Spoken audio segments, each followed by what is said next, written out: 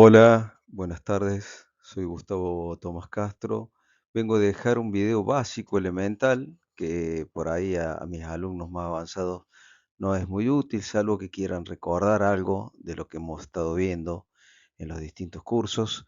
Pero bueno, vamos a hablar de lo que es la tensión alterna, ¿sí? Cuando uno habla de tensión alterna, en un circuito cerrado circula corriente alterna, ¿sí? Porque sabemos que la tensión es quien genera, es la causa que hace que genere que circule una corriente alterna en este caso, ¿no? Veamos qué tenemos que tener en cuenta de una tensión alterna, de nuestra tensión alterna acá en Argentina, ¿sí? Que es una tensión que es de 220 volt, valor eficaz, ahí vamos a hablar un poquito más de esto, ¿sí? Y cuál es la frecuencia, ¿sí? Entonces, veamos cuál es la representación y tenemos en una escala de los ejes cartesianos, ¿sí? Tenemos los valores positivos de tensión hacia arriba en el eje hacia arriba, todos los valores positivos, y hacia abajo tenemos valores negativos.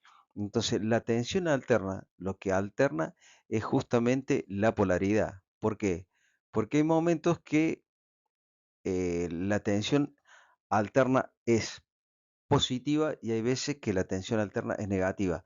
El cable que tiene la tensión en una instalación domiciliaria es el cable de fase, la línea o el vivo también que se conoce, ¿sí? Y acá tenemos dos ondas, dos ciclos, ¿sí? De tensión alterna, ¿sí?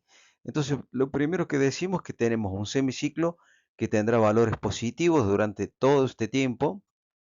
La fase tendrá un valor desde cero hasta un máximo, que es el valor pico, de valores positivos y después empezará a decrecer con la misma ley que creció, que es la onda seno, la función seno, ¿no? Es la que dice cuál es la forma de onda y el crecimiento y la variación de los valores de tensión.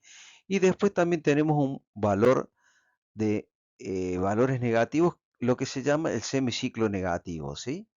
Entonces, nosotros con dos semiciclos completamos lo que se llama un ciclo. Y ahí pusimos que t es igual a 1/50. ¿Qué es t? T es el periodo. Esta es una onda periódica porque ¿qué ocurre? Cuando pasa un ciclo, después vuelve otro ciclo exactamente igual. Entonces, son ondas que se llaman periódicas. Tienen un periodo y el periodo es 1 sobre la frecuencia, que son 50 ciclos, ¿sí? Entonces, ahí veamos que lo que ocurre primero, se ve en la gráfica, es que aparecen todos los valores de tensión positivo.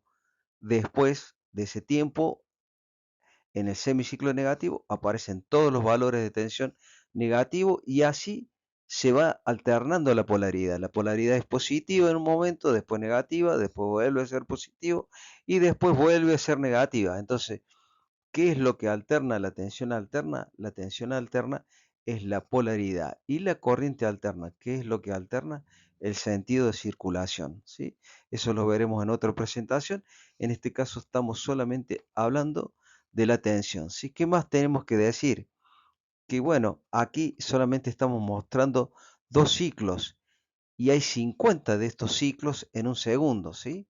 Es una frecuencia que para nuestros tiempos es una frecuencia que es bastante rápida, digamos, si bien es una frecuencia baja en el espectro de frecuencia, para lo que vendría siendo los tiempos que manejamos nosotros en nuestra dimensión, son tiempos muy breves, ¿sí? Entonces, los 50 ciclos en un segundo, que son 50 ciclos por segundo, también se denominan como 50 Hz, ¿sí?